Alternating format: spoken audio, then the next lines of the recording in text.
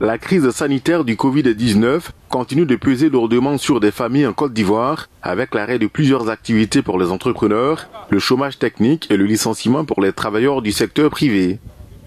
Patrick Goraï est enseignant dans un établissement secondaire privé de la capitale économique ivoirienne. Après la décision de fermeture des écoles arrêtée par le gouvernement ivoirien, il a été mis au chômage technique par son employeur. Une décision qu'il n'apprécie guère pour plusieurs raisons.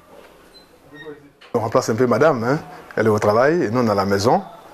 C'est des petites tâches à ménager avec les enfants. La conférence des évêques s'est prononcée pour demander de maintenir les salaires, de maintenir les emplois. Bon, certaines écoles n'ont pas pratiqué le chômage technique.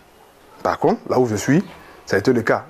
Mariam Tana est quant à elle propriétaire d'un restaurant qu'elle a été obligée de fermer suite aux mesures prises par l'État ivoirien pour mieux lutter contre la pandémie.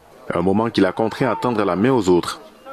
Il y a 5 enfants, on est là, c'est dur. Des fois, je fais des appels à des belles, s'ils peuvent me soutenir. Vraiment, c'est très difficile. Patrick et Mariam attendent impatiemment la fin de cette crise liée au coronavirus. Pour eux, si rien n'est fait, les choses risquent de s'empirer dans leur quotidien.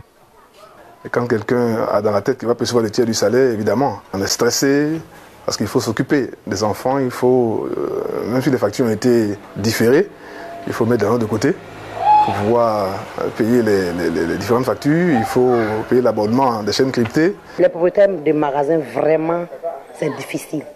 Parce qu'ils disent que c'est de ça qu'ils vivent. Si c'est fermé, l'État n'a pas construit pour eux. Donc eux, ils ne peuvent pas vivre sans leur loyer. La pandémie du Covid-19 impacte négativement l'économie ivoirienne.